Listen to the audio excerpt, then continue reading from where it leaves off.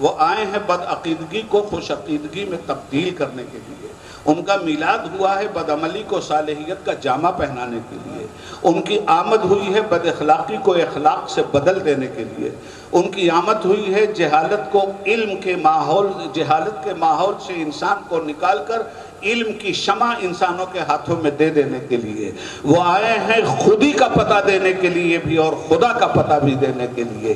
ایک دیکھنے والے کا کہا مان لیا ہے، بن دیکھے تجھے ہم نے خدا مان لیا ہے۔ ان کی آمد سے ایک صبغۃ اللہ رنگ دنیا میں آیا ہے، ان کی آمد نے اپنے قانون کا اجرا فرمایا ہے، ان کی آمد سے پہلے وَيُعَلِّمُهُمُ الْكِتَابَ وَالْحِکْمَةَ وہ علم و حکمت کا دریا بہانے کے لیے آئے ہیں، آیات الہی کا نفاذ کرنے کے لیے آئے ہیں، قانون کا اجرا کرنے کے لیے آئے ہیں۔ وَإِن كَانُوا مِن قَبْلُ لَفِي ضَلَالٍ مُبِينٍ میلاد النبی سے پہلے اے لوگو تم کھلی ہوئی گمراہی میں مبتلا تھے۔ نسیم بھائی، ایک ہوتی ہے چھپی ہوئی گمراہی اور ایک ہوتی ہے چھپی ہوئی گمراہی۔ قرآن یہ نہیں کہتا کہ میلاد النبی سے پہلے عالم انسانیت چھپی ہوئی گمراہی میں تھی، قرآن یہ کہتا ہے کہ عالم انسانیت میلاد النبی سے پہلے چھپی ہوئی اور کھلی ہوئی گمراہی میں تھی۔ میں آپ سے عرض کرنا چاہتا ہوں، بیٹیوں کو زندہ درگور کر دینا یہ چھپی ہوئی گمراہی نہیں تھی تو کیا تھی؟ ایک آدمی کے قتل پر 100 قتل کا راستہ پیدا کر دینا یہ چھپی ہوئی گمراہی نہیں تھی تو اور کیا تھا؟ ماں باپ کی عزتوں سے کھلواڑ کرنا یہ چھپی ہوئی گمراہی نہیں تھی تو اور کیا تھی؟ کالے اور گورے میں فرق اور امتیاز پیدا کرنا یہ چھپی ہوئی گمراہی نہیں تھی تو اور کیا تھی؟ کسر باقی نہ رکھی بزم امکان جگمگانے میں، عرب میں چاند نکلا چاندنی پھیلی زمانے میں۔ وَإِن كَانُوا مِن قَبْلُ لَفِي ضَلَالٍ مُبِينٍ۔ آج نسیم بھائی نے ابھی تذکرہ کیا ہمارے ملک کے پردھان منتری کا، وہ کہتے ہیں کہ ہم ٹیررزم کے خلاف، ہمارے ملک میں ماب لیچنگ ہوتی ہے، یہ ٹیررزم ان کو نہیں دکھلائی دیتا، معصوم انسانوں کا گروہ در گروہ آتا ہے اور زندگی کا خون نچوڑ لیتا ہے، یہ دہشت گردی ان کو نہیں دکھلائی دیتی۔ اڑیسہ میں عیسائیوں کو ان کے بچوں کے ساتھ پوپ اور پادری کو گاڑی کے اندر بند کر کے زندہ جلا دیا جاتا ہے، یہ دہشت گردی اور آتنکواد ہندوستان کے مودی اور موزی کو نہیں دکھلائی دیتا۔ کعبہ کس منہ سے جاؤ گے غالب، شرم تم کو مگر نہیں آتی؟ کہتے ہو ہم ٹیررزم کے خلاف ہیں، پیغمبر اسلام کو کوئی گالی دے یہ ٹیررزم نہیں ہے، تمہارے منہ میں کیڑے کیوں پڑ گئے تھے؟ اگر تم نے ٹیررزم کے خلاف ہی بولنا تھا تو یہ کیوں نہیں تم بولے ساتھ ساتھ کہ ٹیررزم کی مخالفت ہم اس لیے بھی کرتے ہیں کہ کسی بھی مذہب کے پروج اور رہنما کو گالی دینے کا کسی کو کوئی حق نہیں پہنچتا۔ رہ گئی بات آزادی رائے کے اظہار کی، تو آزادی رائے کے اظہار کے لیے میں مودی سے پوچھنا چاہتا ہوں کہ اگر پیغمبر اسلام کو گالی دینا یہ آزادی رائے ہے تو کیا مودی کو ماں بہن کی گالی دی جائے؟ اس آزادی رائے کو مودی پسند کریں گے؟ کیا فرانس کے کیمرون کی ماں باپ کو ننگا خاکہ بنا کر ان کا روڈ پہ رکھا جائے؟ کیا اس بات کو آزادی اظہار رائے کے لیے آپ تسلیم کریں گے؟ میری سمجھ سے باہر ہے کہ آپ اپنے مسلمانوں کو تکلیف پہنچانے کے لیے ہر چیز میں آزادی رائے کا جواز ڈھونڈتے ہیں۔ انصاف کو آواز دو، انصاف کہاں ہے؟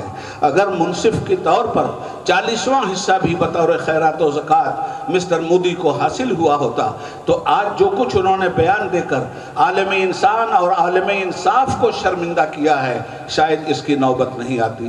بات آ گئی تھی میلاد النبی کی، میں تھوڑی 1-2 منٹ آپ کا اور لے لیتا ہوں، بات ختم کرتا ہوں۔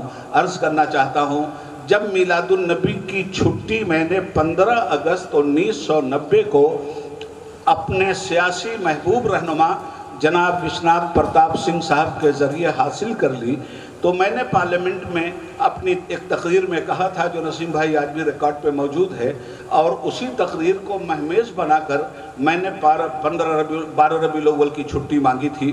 میں نے یہ کہا تھا کہ ہمارا ملک آج آزادی کی نعمت سے بہرمند ہے۔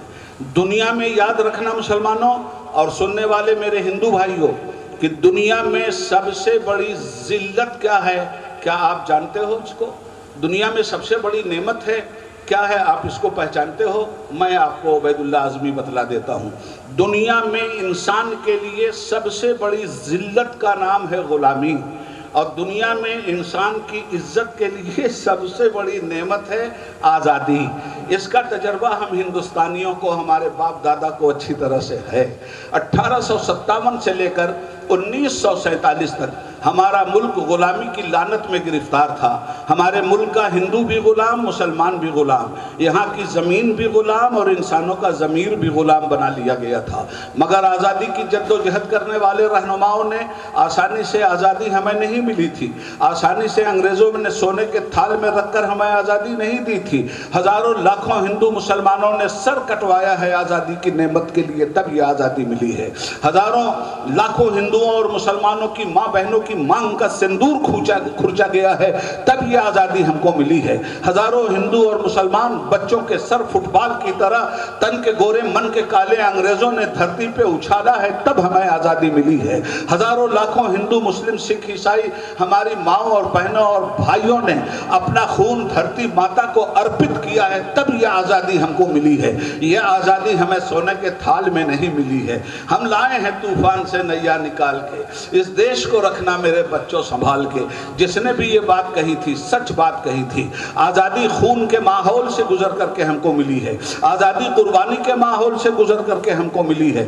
تو 100 سال کے اندر 150 سال میں ہم نے غلامی میں جتنے دکھ جھیلے تھے، 15 اگست 1947 کا سورج جب نکلا تو آزادی کی نعمت لے کر کے آیا، ہمارا دیش آزاد ہو گیا۔ بولنے میں ہم آزاد، آج مودی جیسے موذی پر تبصرہ کرنے میں ہم آزاد، آج حکومتوں کی غلط نیتیوں کے خلاف احتجاج کرنے میں ہم آزاد۔ یہی آزادی ہم سے چھین لیا تھا انگریزوں نے، اور یہ آزادی اگر اس ملک میں جو لوگ بھی اور جو حکومتیں بھی ہم سے چھین رہی ہوں تو ہم یہ کہنے میں حق بجانب ہیں کہ یہ حکومت سفید انگریزوں کی کالی اولادوں کا کارنامہ انجام دے رہی ہے، جو ہم سے ہماری آزادی اور ہم سے ہمارے مذہبی فرائض کا حق چھیننا چاہتی ہے۔ عرض یہ کرنا چاہتا ہوں، میں نے پارلیمنٹ میں بھی کہا تھا، آج بھی آپ سے کہتا ہوں، میں نے کہا تھا کہ مسلمانوں اور ہندوستان کے لوگوں، میں نے کہا تھا مسٹر پرائم منسٹر، 15 اگست ہندوستان کی آزادی کا دن ہے۔ ہندوستان غلام تھا 150 سال تک، اور محمد الرسول اللہ کے میلاد النبی سے پہلے انسان 570 برس تک شیطان کا غلام تھا۔ انسان حضرت عیسیٰ کے دنیا سے جانے کے بعد 570 برس تک جہالت کی پگڈنڈیوں میں تھا، شرک اور کفر کے ماحول میں زندگی گزار رہا تھا، برائی اور بے حیائی کے ساتھ اپنی زندگی گزار رہا تھا۔ یہ میلاد النبی تھا جس نے پہلا پیغام دیا دنیا کو۔ تعلیم کے معاملے میں اس کا پیغام تھا، طلب العلم فریضۃ علی کل مسلم و مسلمہ، علم حاصل کرنا ہر ایماندار عورت اور مرد کے لیے فرض ہے۔ آج ناٹک ہو رہا ہے بیٹی بچاؤ اور بیٹی پڑھاؤ کا، نہ بیٹی بچائی جا رہی ہے نہ بیٹی پڑھائی جا رہی ہے۔ کس طرح ریپ ہو رہا ہے اتر پردیش کی ظالم سرکار میں، ڈھونگی جیسے یوگی کی سرکار میں۔ یہ رات کے اندھیرے میں بھی جانا جا سکتا ہے اور دن کے اجالے میں بھی جانا جا سکتا ہے۔ ہاتھرس کی سرزمین پر ایک ہندو بہن کی عزت کو لوٹ کر کس طرح زندہ جلایا گیا، یہ ہم سب لوگ جانتے ہیں۔ اور اس کے بعد یہ دعویٰ کیا جاتا ہے کہ ہم تو بیٹی پڑھاؤ اور بیٹی بچاؤ کی بات کر رہے ہیں، تم کیا بات کرو گے بیٹی پڑھاؤ بیٹی بچاؤ کی؟ یہ جو ہم جشن میلاد النبی منا رہے ہیں، اس زمانے میں لڑکیاں پیدا ہوتے ہی درگور کر دی جاتی تھی، اس لیے میرے مصطفیٰ نے نعرہ دیا تھا، سب سے پہلا نعرہ تھا میلاد النبی کا، بیٹی بچاؤ بیٹی پڑھاؤ، یہ میرے نبی کا نعرہ تھا۔ اس لیے میں نے کہا تھا کہ مسٹر پرائم منسٹر، 100 سال ہندوستان غلام تھا انگریزوں کا، اور 570 برس تک انسان غلام تھا شیطانوں کا۔ 15 اگست ہندوستان کی آزادی کا دن ہے، اور جشن میلاد النبی انسان کی آزادی کا دن ہے۔ جب ہندوستان کی آزادی کی چھٹی ہوتی ہے تو انسان کی آزادی کی بھی چھٹی ہونی چاہیے۔ میرے رب نے سن لیا اور پرائم منسٹر کے دل دماغ میں یہ بات آ گئی، اور انہوں نے 15 اگست 1990 کو دلی میں لال قلعے کی عظیم فصیل سے اعلان کیا کہ اے لوگوں، میں آج پورے ہندوستان میں سماجک نیائے کے اگوا، سوشل جسٹس کے پیغمبر، سماجی انصاف کے سورج حضرت محمد مصطفیٰ صلی اللہ علیہ وسلم کے میلاد کی چھٹی کا اعلان کرتا ہوں۔ یہ تھا وہ پس منظر میلاد النبی پہ۔